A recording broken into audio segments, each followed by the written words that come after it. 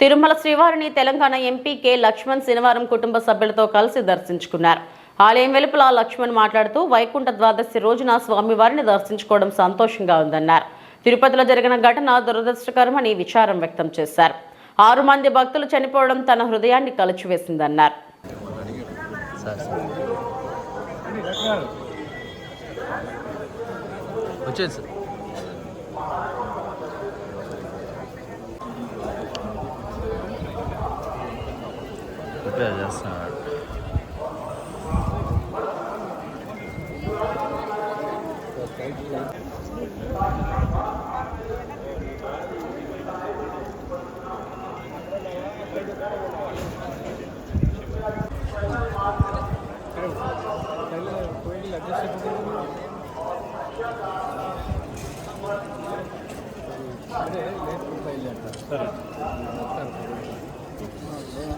అన్నా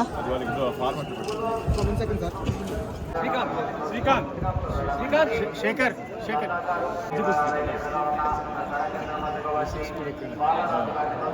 వచ్చాను.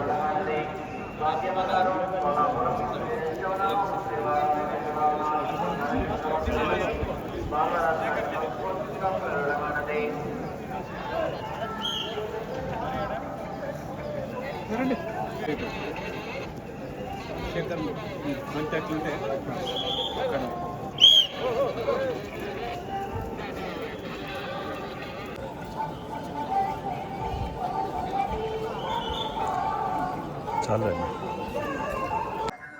వైకుంఠ ఏకాదశి పర్వదినం పురస్కరించుకొని ఈ పవిత్రమైనటువంటి 10 రోజుల్లో వైకుంఠం ద్వారా వాళ్ళ దర్శనం చేసుకోవడానికి భక్తులు దేశవ్యాప్తంగా కూడా తరలి రావడము. ఈరోజు నేను వైకుంఠ ద్వాదశి పురస్కరించుకొని స్వామివారిని దర్శించుకోవడం ధన్యునిగా భావిస్తూ ఉన్నాను.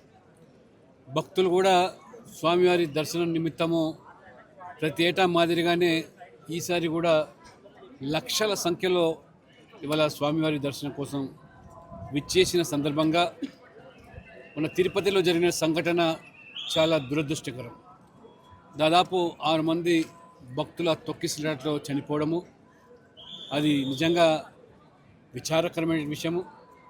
ప్రభుత్వము ముఖ్యమంత్రి గారు వెంటనే మరి స్పందించి ఆ యొక్క బాధిత కుటుంబాలకు కూడా మరి న్యాయం చేయడానికి ఆర్థిక పరంగా, ఉద్యోగపరంగా, అన్ని రకాలు కూడా విద్యాపరంగా కూడా ముందుకు రావడం నేను స్వాగతిస్తూ, ముఖ్యమంత్రి గారు న్యాయ విచారణ కూడా ఆదేశించడం, ఈ న్యాయ విచారణ సందర్భంగా మరి ఏ యొక్క అంశాలు అయితే వెలుగులోకి వస్తాయో తప్పకుండా ప్రభుత్వం స్పందించి దానికి తగ్గట్టుగా చర్యలు తీసుకోవాల్సిందిగా నేను భావిస్తూ ఉన్నాను.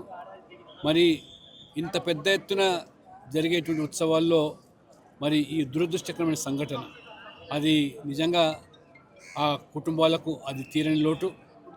వారి భగవంతుడు వారి ఆత్మకు వాళ్ళందరికీ కూడా శాంతి చేకూర్చాలని, అందులో ఏ లోటుపాట్లు కానీ లేదా లోపాలు కానీ భవిష్యత్తులో పునరావృతం కాకుండా వాటి పట్ల కూడా ప్రభుత్వము, బోర్డు అధికారులు కూడా జాగ్రత్తలు తీసుకోవాలని, అధికారులు కూడా ఇంకా ఇటువంటి పవిత్ర దినోత్సవాల సందర్భంగా అది బ్రహ్మోత్సవాలైనా మరి ఏకాదశి పర్వదిన సందర్భంగా అయినా ముందస్తుగానే అన్ని జాగ్రత్తలు తీసుకోవాల్సిన ఆవశ్యకత ఉందని ఇవాళ నేను గర్వపడుతాను. ఇవాళ హిందుత్వము, సనాతన ధర్మం కోసము ఇవాళ మొత్తం ప్రపంచవ్యాప్తంగా కూడా ఏ రకంగా భక్తులు తమ విశ్వాసాన్ని చాటుకుంటున్నారో, రేపు ప్రయాగ్రాజ్లో జరిగేటువంటి మహాకుంభమేళలో కూడా అక్కడ యోగి ప్రభుత్వం కూడా గత 6 మాసాలుగానే పగడ్బందీగా చర్యలు తీసుకుంటూ కోట్లాది మంది భక్తులకు ఆ పుణ్య స్థానాలకు కానీ లేదా ఆ భక్తుని సేవించడానికి ఎవరైతే వస్తున్నారో